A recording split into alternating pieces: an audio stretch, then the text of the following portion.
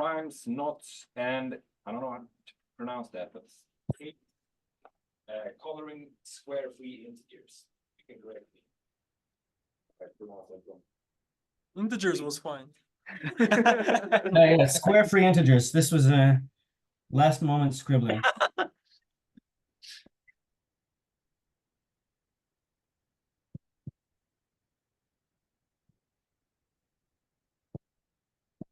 All right.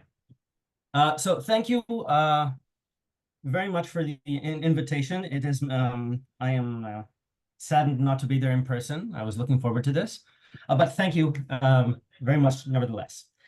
I can still hear myself talking. This is going to be a distraction. I will try to deal with it. Okay, so in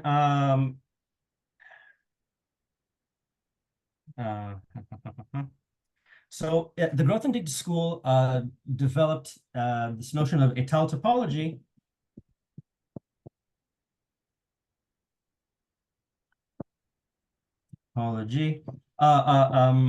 To broaden the tools with which you can attack and approach certain problems in algebra geometry. I'm talking about, for example, the Weil conjectures. And the idea was to make geometrical algebraic objects look more like what you would expect in topology. So you have étale and L-adic cohomologies. From this, Artin and Mazur developed the étale topology. Now, if you consider schemes, for every prime number, there's an embedding of schemes of spec FP into spec Z. This looks classically in the Zariski topology like a point on a curve. But if you give these schemes their étale topologies, or specifically if you consider their étale homotopy types, and this is not writing, then this looks more like the embedding, the closed embedding of a circle into something that is, well, a simply connected threefold. So this is why we can think about prime numbers as knots in a sense, and square-free integers, for a square-free integer n, spec Z mod n, is just the disjoint union of spec FP for all P dividing n, which is why we can think of square-free integers as links. All right, so let's get to it. Knots, links, and coloring invariants. Okay, so by a knot, I mean a closed embedding, an embedding of topological spaces of a circle into the three-sphere. Now, this embedding is nice, meaning I want considering tame knots, so nothing too wild. And oh, this is not the updated version of my. Okay, there might be some surprises. There's an equivalence notion of knots given by ambient isotopy. Links, a link is just the same thing, only you're embedding several copies of the circle. Now, you can all describe these in terms of planar diagrams, which is to say, you have arcs and crossing data. These are some examples. This is how you might draw the unknot. This is a trefoil, the diagram of a trefoil, and this is a square knot.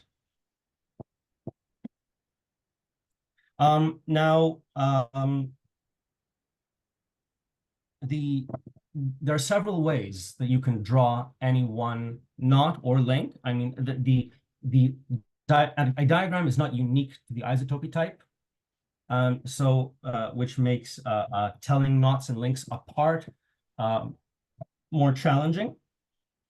So, for example, the unknot and the trefoil are not equivalent to one another How would you show this? The traditional method of trying until you give up and then declaring it's impossible is not valid. So instead, you would hope to find isotopy invariant links, isotopy invariants of links that are fairly easily computed. So for example, 3 colorings of links. And this is an example by Fox. So this is, I beg your pardon, this is where the updates for some reason are not here. So how do you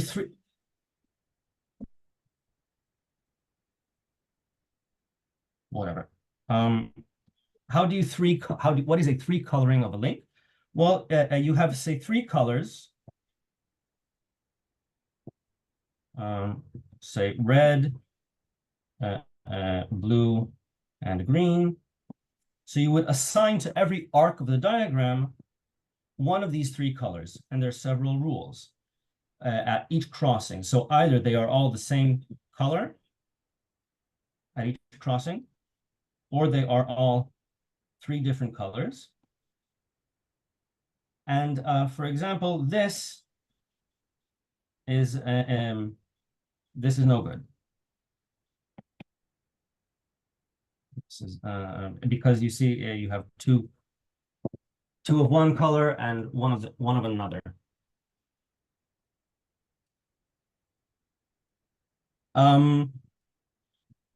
So you might ask, given that, how does this?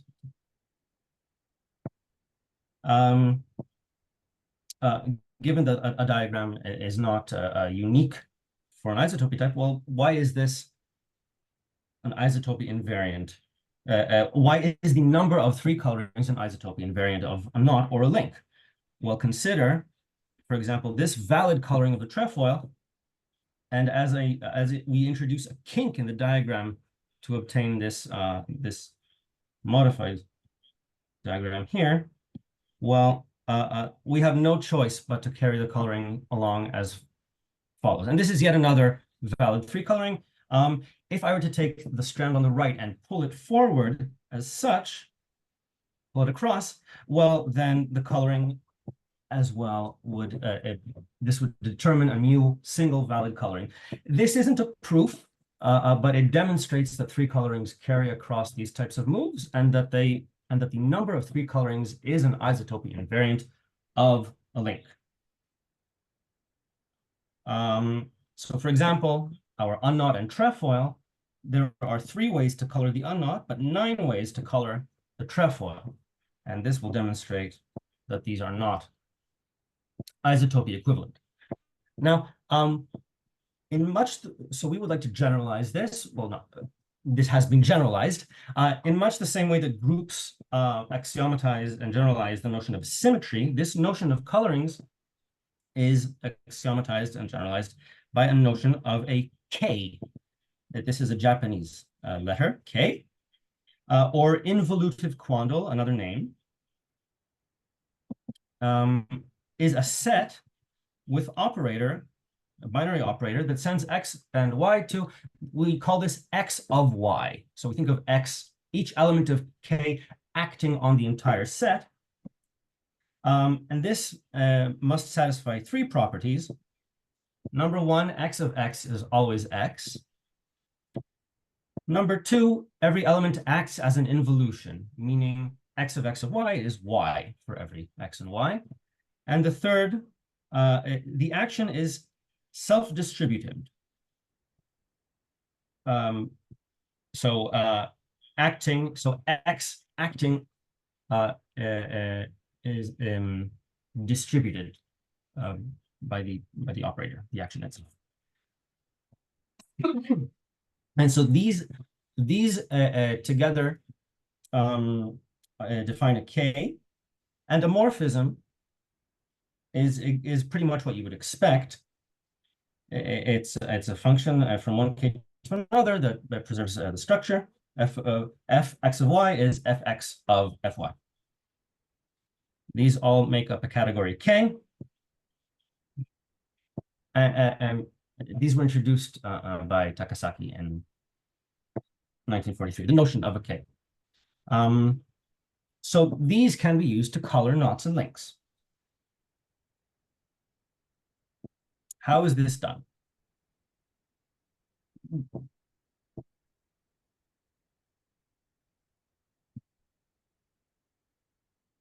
Life is full of challenges. Okay, how is this done? How, given a K,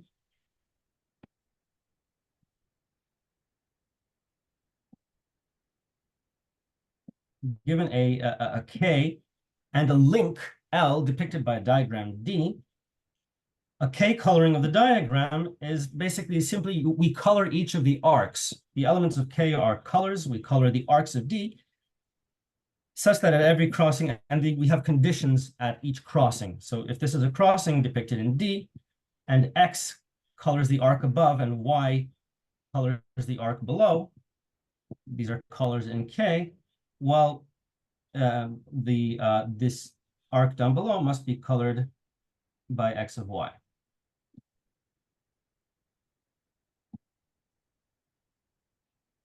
So we could denote the set of K colorings of the diagram by this way. And in fact, this is up to isomorphism. This is a well-defined invariant of the link itself. This is due to the axioms. Basically, they are there to ensure that by performing Reidemeister moves on the diagram, you get a bijection between colorings before and after. Each of the axioms sort of attaches onto one of the Reidemeister modes. So for finite K, there is the number of K colorings of a link L is, first of all, it's finite, and it is an isotopy invariant of the link L.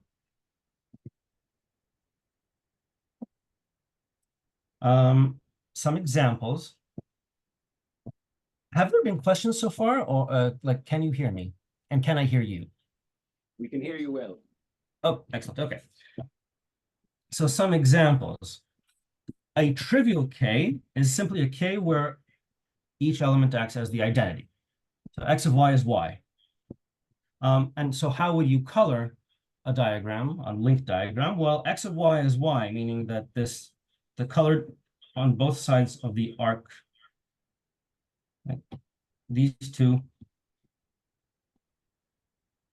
coincide, which means that we are simply coloring connected components. Huh? Yeah. Yes.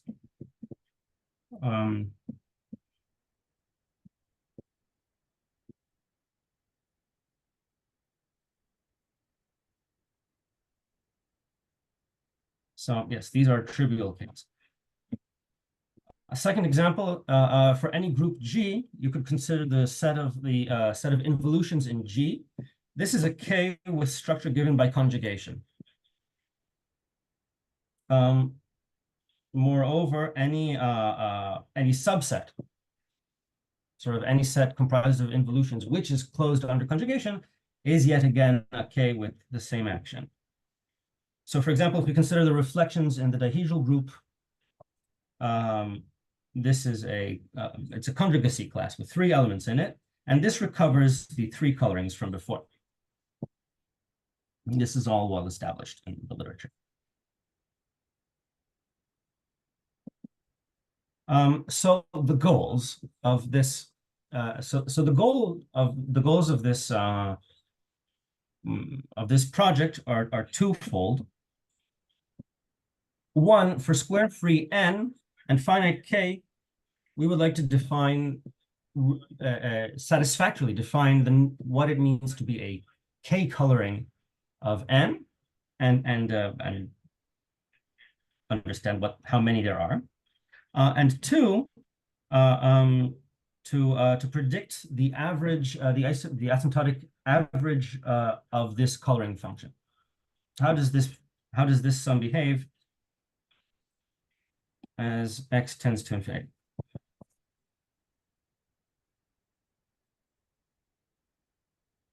Now, unfortunately, this dictionary, this this analogy that lets us think of primes as knots doesn't give us the notion of arcs. So that's not going to work for us. But we can describe K colorings in terms of a fundamental K of a link. Basically, what we're saying is that what you can say is that for any link, the K colorings for fixed L, as you let the K vary, this is well, it's not very hard to see. It is a functor from K to set, but it is in fact a co-representable functor, which is to say that K colorings of L you can describe in terms of maps, morphisms from some KL, where KL is the fundamental K that you can attach to the link L. So its existence you can I mean you can derive from abstract nonsense, but we can in fact construct the K. One thing to note is that this is good, okay. There is a notion of a free K, just like there are free groups. The forgetful functor from Ks to sets has a left adjoint. And you can describe Ks, same as groups, you can describe Ks in terms of generators and relations, which is what we're going to do now. So if we have a link diagram D and a K and a K, K, well, what is a K color? What are the K colorings of D? These are functions, again, from the arcs of K, arcs of D to K, satisfying certain conditions, which I will list in a moment. So consider then the following.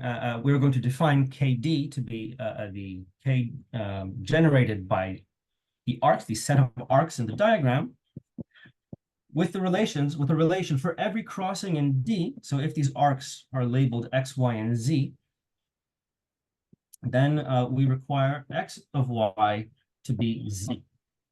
So if we recall the conditions that F needed to satisfy, we needed for every such crossing Fx of Fy is Fz.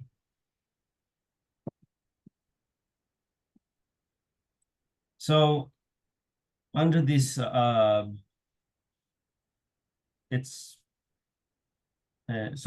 under this definition of KD, it's hard. I mean, we can see that a morphism from KD to K is simply a function from the arcs satisfying these conditions.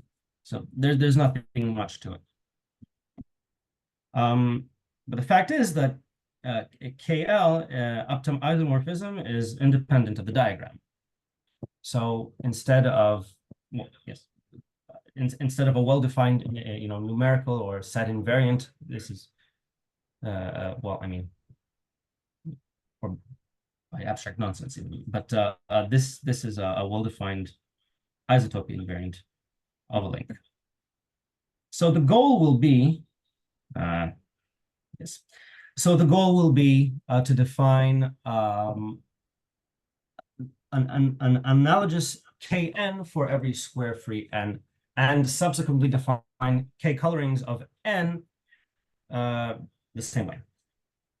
So this is not okay. There is a way, however, to define KL, the fundamental K of a link, without using diagrams. So the idea is that, well, at least as a set, so you take the link L, X will be the branched double cover of the sphere that is ramified at L precisely.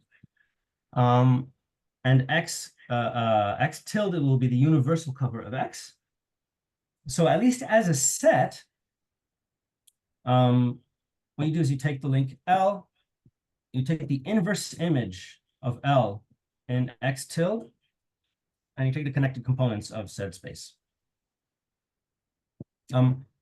This and its K structure which I will define below, will emulate this. So the notion, I mean, we don't have arcs, but we do have the notion of covers. So just I'll introduce this notation. N star is the set of square free integers, positive integers. Yeah. So we define for every prime p, p star is just plus or minus p. Why am I not seeing this? P, can you see the board? Yes. Yes. Okay. For prime p, p star is plus or minus p, depending on, I mean, p is just 2 if p is 2, or and plus, and well, minus p if p is 3 mod 4, and it is p otherwise. And we define n star, for a square free n, we define n star to be the product of p star. If n is odd, it is just this thing, and if n is even, then the sign is determined by the odd part of n. So q, this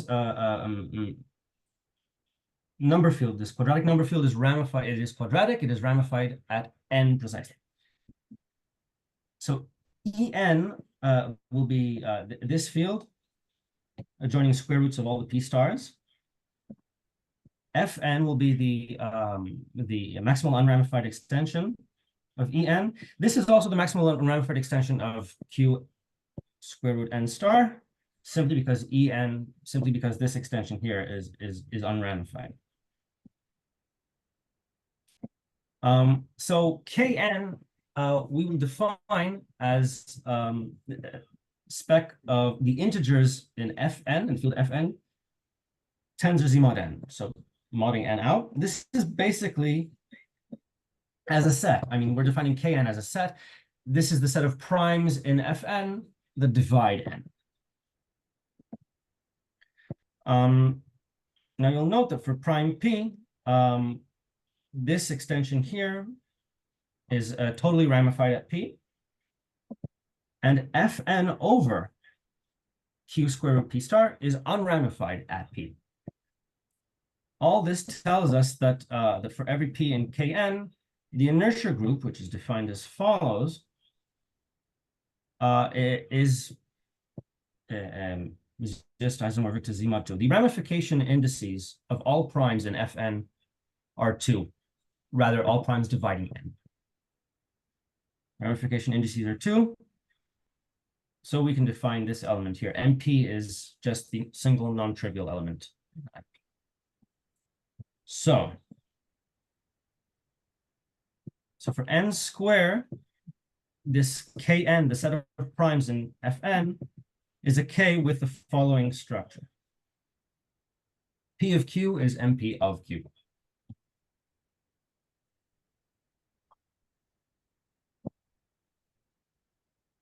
To prove this, we need to prove 3 things. There are 3 K axioms to satisfy. Wait, I lost track of what's MPQ. I'm sorry. What's MPQ? What does that mean? MP is an element of the Galois group of Fn over Q. It is MP is the non-trivial element in the inertia group of The P. non-trivial element? The non-trivial. It is, yes. The ramification indices of P over small p are all 2. Oh, yeah, yeah. Mm-hmm. Oh, yeah, I see what you're saying. Yeah. Mm-hmm. So P of Q, you would attach, so to every P, you have attached this distinguished element, distinguished automorphism in the Galois group, which you then use to act on the prime ideal Q. All right. Yeah. If I'm going too fast, please just, yeah. Excellent. So this is how we define the action. The claim is that this is a K. So MP, I mean, it's in the inertia group, so it's in the stabilizer. So NP stabilizes P, which means that P of P is equal to P. Secondly, NP squared is 1, which means that P of Q, yes. P of Q is simply Q. Now for the third one, you'll note that for every G in the Galois group, conjugating the inertia, like the inertia of GP is simply the inertia of P conjugated by G. So looking at the non-trivial elements in each, we don't have much choice. We have this equality here. And specifically, if we take G to be MQ, we get the following, which means that for every 3 elements, P, Q, and R, Q of P of R is equal to this, which equals this equality here is from the line before, and the rest is just using the definitions. So this is a K. Questions?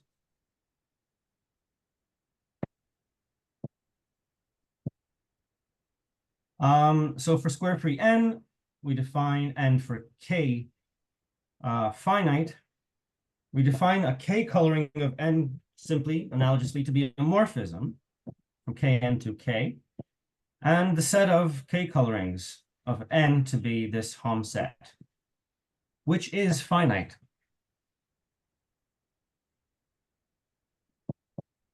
Let's see some examples. So maybe to circle back in on our goals, this is our definition of K colorings of n. Number 1, we would like to know to compute them. Number 2, we would like them to behave as we would expect them to. I have another question. Does that Hom have any topology, or is it just like on the nose, all the maps? Oh, that is an excellent question. No. Under the rug, I have been hiding the fact this Kn, the Galois group is profinite. This Kn is also profinite. My screen seems to be. So you are using a topology. Yes. So yes, these are profinite Ks, and in fact, the Hom, these are continuous homomorphisms. Yes. So finiteness, is it like obvious? To me, it seems like finiteness would require a proof, right? It does require a proof. It is not obvious. In the case of links, like actual honest to God links in the 3-sphere, the KL is finitely generated. Sure, yeah. Not so here, and you are correct. This requires a proof.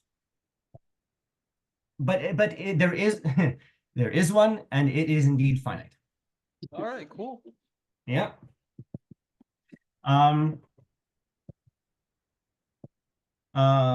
So very good question. Thank you. So some examples. First of all, we want to consider a trivial K with A elements. So for any square free n, the number of K colorings of n is in fact A to the power of omega n, where omega n is the number of prime divisors of n. As we expect, again, since if you recall, the number of trivial colorings of a link L, well, this was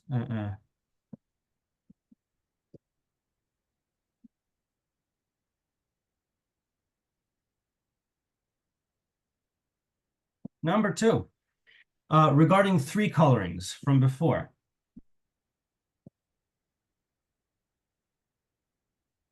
For any other than n equals 1, for any square free number n, the number of 3 colorings of n is, well, you take the q square root n star, you take its class group, you mod by 3 times the cardinality of said group. This is the number of 3 colorings of n. For n equals 1, it's just 1 because the K1 is empty. So, yeah. And finally, one example I want to mention, this K was introduced by Joyce in his paper of 1982 on quandles. This set has 3 elements. We'll call them x plus, x minus, and y. Y swaps between x plus and x minus, and the x's act as the identity. So formally, if you will, this is what it looks like. And so if you could interpret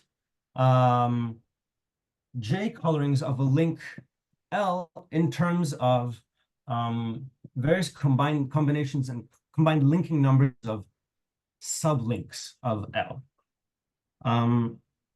Specifically parities of linking numbers. So it is very pleasing that that the number of J colorings of n is in fact, well, this is an analogous formula going over all A, B, and C natural numbers multiplying up to n of B over A, where B over A is the Kronecker symbol. Yeah, I have a question. So in that paper of Joyce, I think he defines this fundamental quandle or key in a different way using, for example, like cosets in the fundamental group. Yes. How does that relate to your definition? Like, where does your definition come from? Is it also from that paper, or is it some? It's that, well, first of all, let me you're basically, yes, in that paper the quandles are disjoint unions of cosets. Those cosets here, I mean, the group in that paper is the fundamental group, and the cosets and the groups that you take for cosets, you know what, let me. Yeah, maybe I could ask the question differently. Like, why are you working with Keis and not with general quandles? Like, what's the somehow? Oh, that is also another good question. Those are 2 good questions. I will say this. Number 1, the fact that we're looking at primes, I mean, what are all the primes over P? The primes over P are just mod the decomposition group.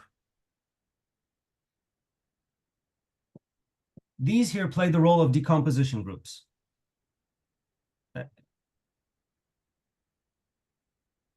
Hello? Yeah, I'm still here. Yeah. Okay. So this presentation is just cleaner. You don't need to choose any base prime. But the formula is essentially this. I mean, it is essentially the same construction. Why not use quandles? We could, in fact, define arithmetic quandles. But you know what? How about I save this question for, it will become relevant maybe later in the talk. Yeah. Or, but it is a good question.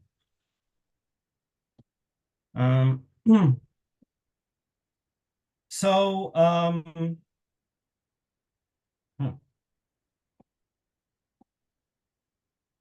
okay, so these are K colorings of integers, square-free integers. And what do we expect of the asymptotic behavior of this function, or rather the average number of K colorings taking square-free integers up to x, as x tends to infinity?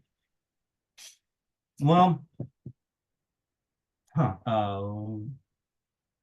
okay, fine.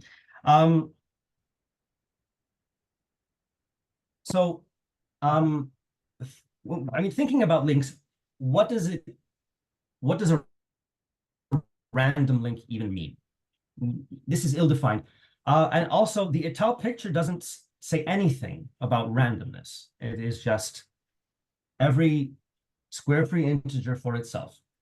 So here braids come into play. They play to our advantage in 2 ways. The first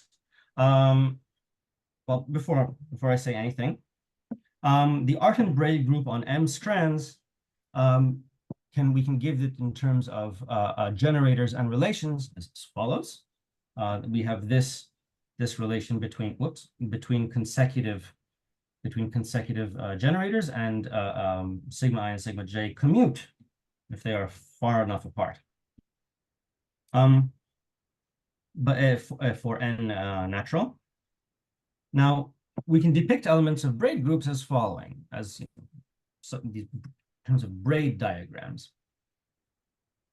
And links can be obtained from braids via closure. So if you have a braid sigma in the braid group M, excuse me, it's just you obtain the closure of the link of the braid, excuse me, is just the following link. So you attach all the strands below up to the top with no crossings on the way back up.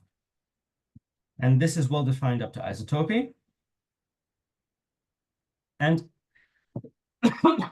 one reason braids are nice is when talking about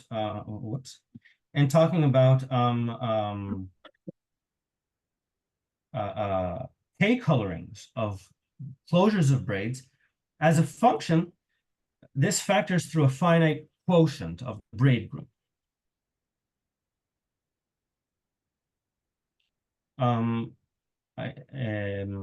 Which means that we can lift this to a well-defined random variable on the profinite completion of the braid group, and calculate, for example, the average, the expected value, where mu is the Haar measure. And so we have a theorem which says that for every finite k, there is an integer valued polynomial pk such that this expected value coincides with pk of m for sufficiently large m.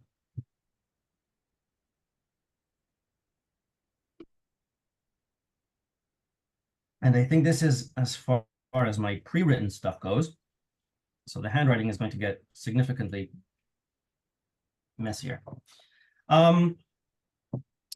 So a random link, we don't know. A random braid, we don't even know, because these are infinite discrete groups. But we do have a well-defined notion of the expected value of k colorings, number of k colorings of the closure of a random braid on m strands. And we have this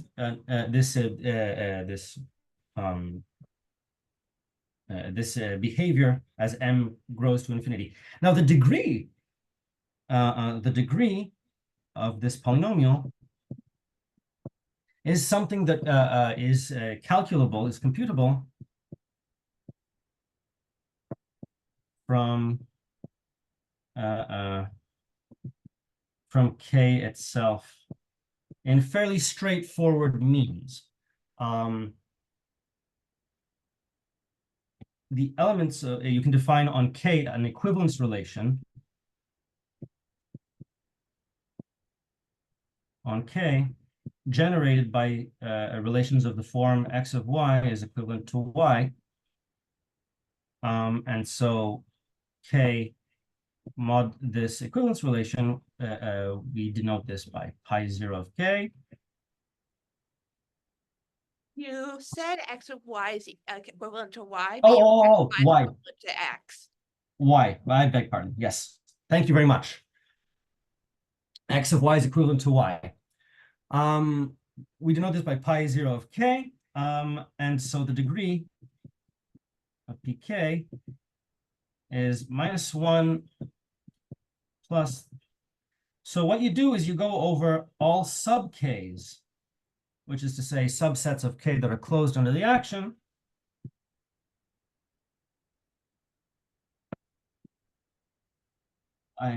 Yes.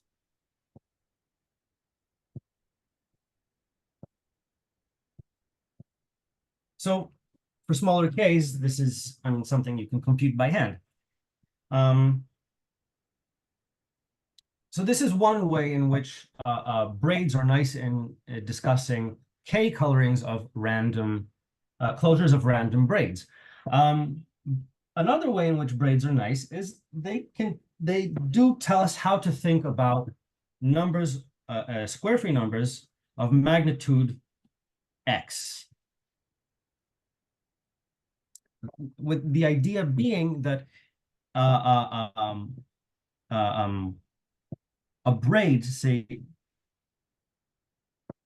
just to be formal, just to be formal, if we take a profinite braid and we ask, well, okay, no, it's if we take a braid, we can ask, well, how many connected components do we have in the closure? Or what is the chance that this closure will be a knot? Well, this does not depend at all on how the strands cross. This number factors through the symmetric group, the quotient of the braid group, and the chance a permutation on m elements is a cycle with probability 1/m. An element, a number of magnitude x is prime with probability approximately 1/log x. So this is an indication, nothing more, an indication that we should think of numbers of magnitude x as being closures of braids on approximately log x strands. This is very hand wavy. So the idea is we can form a conjecture.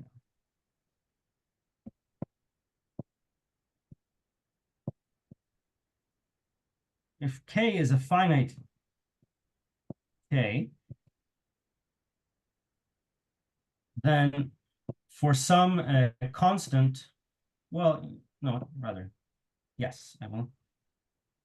Then there will be some constant positive such that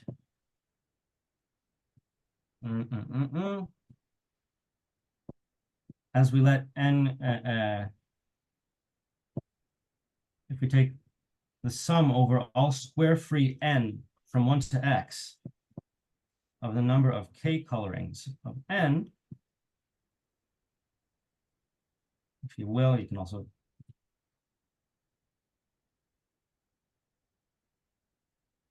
the average. Well, this will behave as x tends to infinity, like pk of log x. Oh, no, I beg your pardon. I mean, yes, but let's write this, no, ck times log x to the degree of pk. Yes, this is what I want to write. This is what I wanted to write. So the degree of this exponent up here is determined and predicted by the behavior in the standard topological sense.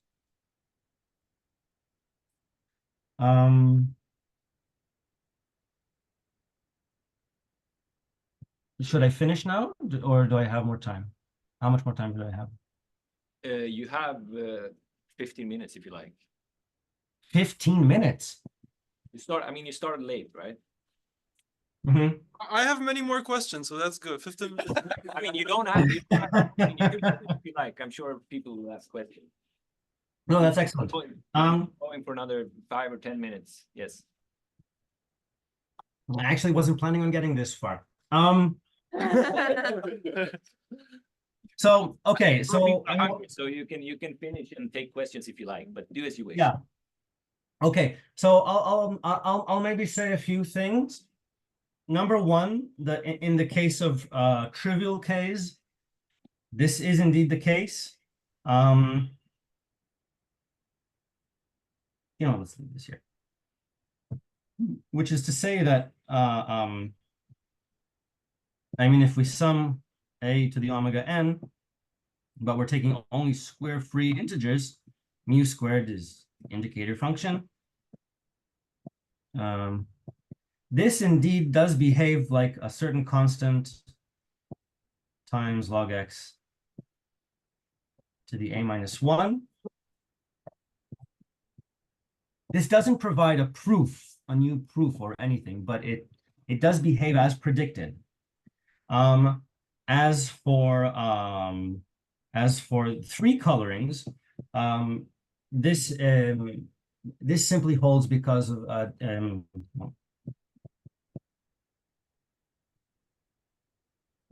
this is due to the Davenport-Heilbronn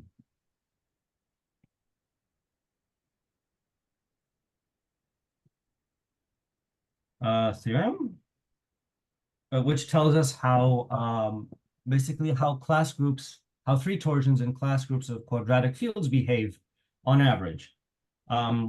So in this case, I mean, the degree of this polynomial here is 0. It is a constant polynomial, and the average three torsion does converge to a constant.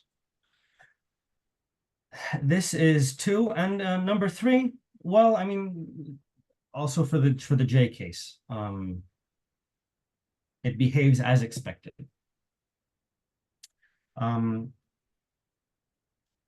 don't think I have I don't think it's a good idea to get into the technical details. They each have different proofs.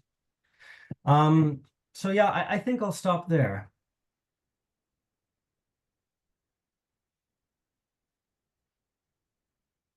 Hello? Thank you very much, Ariel. That was a great talk.